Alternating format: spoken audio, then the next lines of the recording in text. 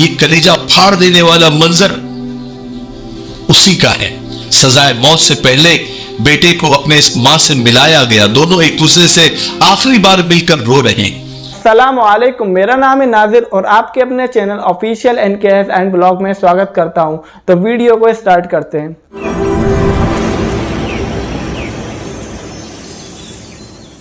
Social media पे आप सभी ने देखा होगा, एक वीडियो बहुत तेज़ी से वायरल हो रही है। एक माँ अपने बच्चे से झपट के रो रही है और उसको सऊदी अरब के अंदर सजाए मौत दी जा रही है।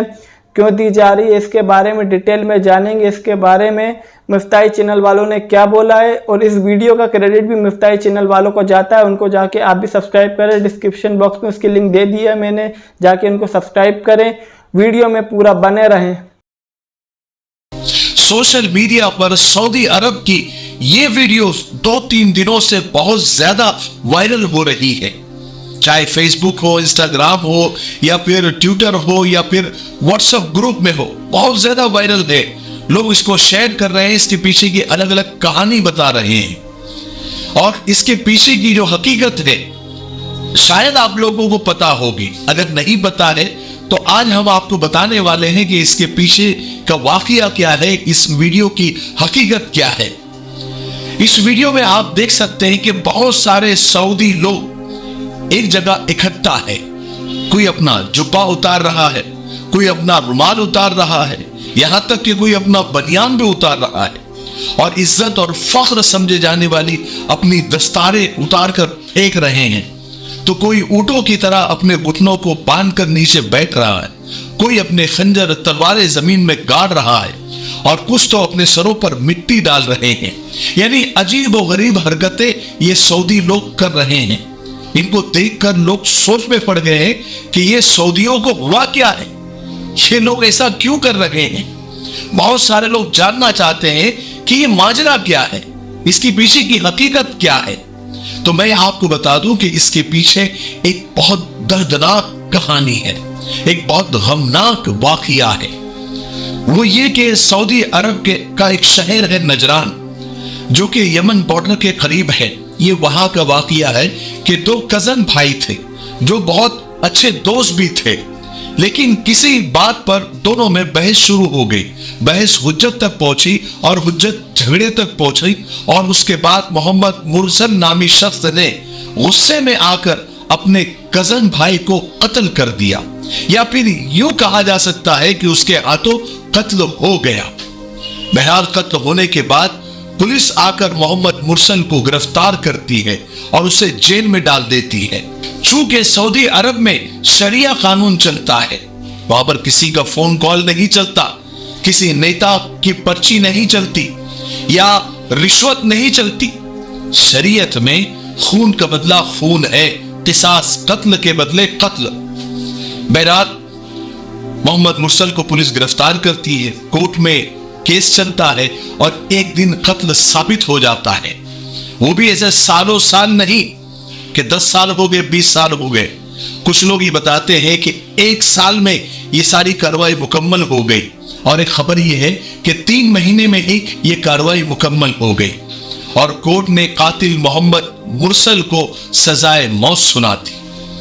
अब जब ऐसा हो जाता है, कत्ल साबित हो जाता है और जब कोर्ट ये फैसला कर देती है कि इस कातिल की गर्दन को उड़ा दिया जाए, ऐसा होने पर दोनों खानदान और या फिर दोनों कबीले वालों को कुछ मोहलत दी जाती है कि वो आपस में सुलह कर सकते हैं। कानून के हिसाब से, शरीयत के कानून के हिसाब से 3 रास्ते बचते हैं। एक ये कि किसास यानी कत्ल के बदले कत्ल, खून के बदले खून। दूसरा रास्ता यह है कि दियत देकर, कुछ मुआवजा देकर, खून बहा देकर कातिल को माफ किया जा सकता है।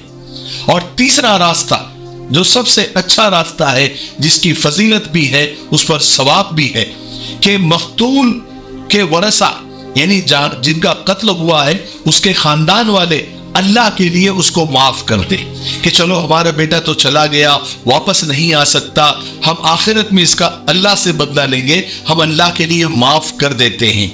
ये माफी सबसे अच्छा रास्ता है। अल्लाह के रसूल सल्लल्लाहु अलैहि वसल्लम ने भी इसकी बहुत फजीलत बताई है। लेकिन ये मकतूल के खानदान वालों पर डिपेंड करता है, उनके रिश्तेदारों के पास ही ये हक होता है। ऐसा नहीं कि वो अपने हक का इस्तेमाल करें तो उन पर कोई गुनाह होगा, गुनाह नहीं होगा, लेकिन अगर माफ कर देते हैं तो उनको बहुत सवाब मिलेगा। अल्लाह ताला कल क़यामत के दिन इसका बदला उनको देंगे। लेकिन अगर वो चाहे तो किसास भी ले सकते हैं, या फिर चाहे तो दियत और मुआवजा खून बहा लेकर अल्लाह के लिए कातिल को माफ भी कर सकते हैं। ऐसा होता भी है कि मकतूल के खानदान के लोग कुछ दियत ले लेते हैं, कुछ खून बहा ले लेते हैं, कुछ मुआवजा लेकर कातिल को छोड़ दिया जाता है, या तो फिर बिना कुछ लिए अक्सर ऐसा भी होता है कि अल्लाह के लिए माफ भी कर दिया जाता है। सिर्फ इस वाक़ये को सामने रखकर आप ऐसा ना समझे कि सऊदी में सब किसास ही लेते हैं, अक्सर माफ कर दिया जाता है। लेकिन इस मामले में मकतूल के कबीले वाले शायद बहुत गुस्से में थे। वो सिर्फ किसास चाह रहे थे, वो सिर्फ चाह रहे थे कि मोहम्मद मुरसल को सजा मिले। इसलिए कातिल मोहम्मद मुरसल के कबीले वाले मकतूल के घर के सामने जमा हो गए, यानी जिसका कत्ल हुआ था उसके घर के सामने माफी मांगने के लिए जमा हो गए और उन्हें अलग अलग तरीके से मनाने लगे। उसमें बड़े बड़े शेख भी थे उस कबीले के, जो लखपति, करोड़पति, मिलीनियर, बिलीनियर है, लेकिन वहां पर कानून सबके लिए एक चलता है। और माफी की, वो सब लोग माफी की दरखास्त करने लगे, जो उनसे हो सकता था वो सब कुछ करने लगे। अरब में हमारे यहाँ होता ना कि पगड़ी, ये इसको बहुत इज्जत और फख्र की चीज समझी जाती है। जब वो किसी के कदमों में रख दी जाए, मतलब पूरे खानदान की इज्जत कदमों में रख दी गई है। वहां पर अरब में अमामा ये बहुत इज्जत की चीज समझी जाती है, फख्र की चीज समझी जाती है। वहां के शेख लोगों ने अपना अमामा उतार कर वो मकतूल के खानदान वालों के सामने जमीन पर रख दिया। इसका मतलब ये होता है कि उन्होंने पूरी इज्जत उतार कर सामने रख दी। यहां तक कि कातिल के कबीले वालों ने सिर्फ अमामा ही नहीं, बल्कि कुछ लोगों ने अपना जुब्बा, अपनी बनियान तक उतार कर सामने रख दी।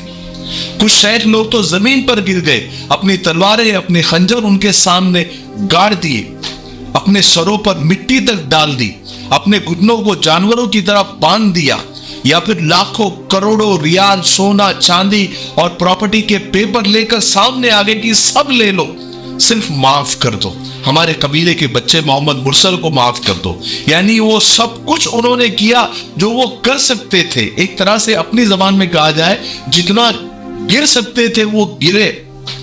ये सारा मंजर देखकर सारा अरब चीख उठा कि अब तो माफ कर देना चाहिए, मोहम्मद मुरसल को माफी मिल जानी चाहिए। इतना होने के बाद भी मकतूल के कबीले वालों का दिल नहीं पसीजा, उनका दिल नरम नहीं हुआ।